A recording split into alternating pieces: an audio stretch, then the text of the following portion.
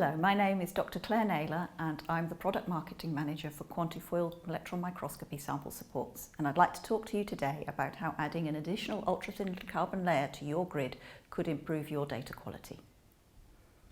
When we start with a new sample in an electron microscope, we can all see a very simple flowchart for how we would like the experiment to proceed, with an initial screen using a larger hole or even a multiply sized hole on a plain copper grid, where we look at whether the particle density is good and whether the particle is evenly dispersed. And if that works, then we can move on to a first data collection with a smaller hole size and maybe moving to a gold grid. And then again, we have another check, and if the particle density remains good, and if our protein seems to be adopted a well-folded conformation in many orientations, on to a high-resolution data collection, preferably with ultrafoil, ultra-stable grids for better reconstructions with less data.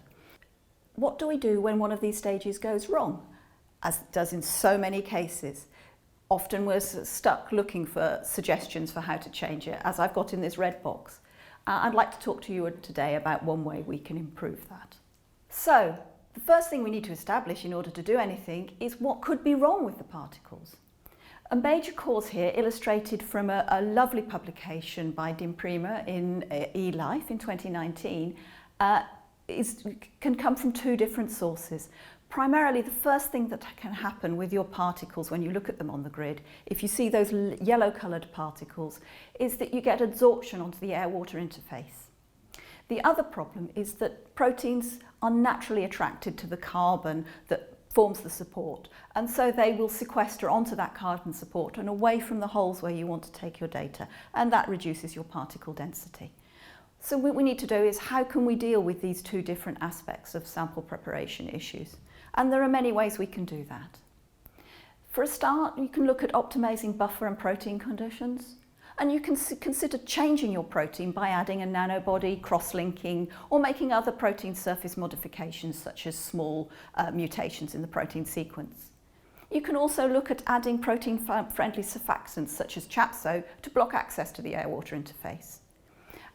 One thing that's growing in population is to minimise interaction time by ultrafast blotting and vitrification with instruments such as the SPT Labtech Chameleon, in which the whole process happens so rapidly that these kinds of sequestering events can't happen.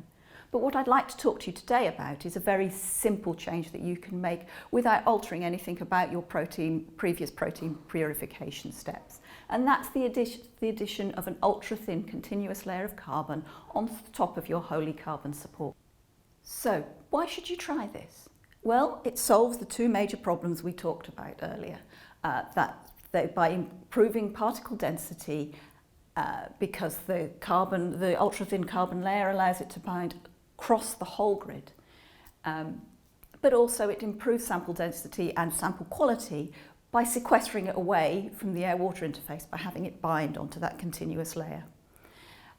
They're also great in cell growth. The continuous layer encourages cell growth across the whole grid instead of focusing it onto the carbon supports.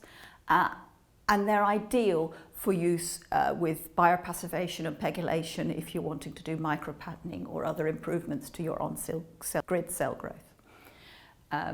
As I've already mentioned, it's a very easy modification to use. There are no special conditions needed. You simply exchange your standard grid for one with a UTC during your protocol. And they have a minimal contribution to background from the ultra-thin layer, so your data quality is really minimally affected by this change to the grid.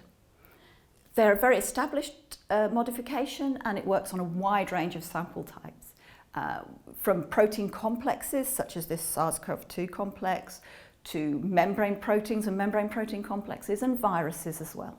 But UTC is available in many different ways, and why would you choose our Quantifoil UTC for your experiment?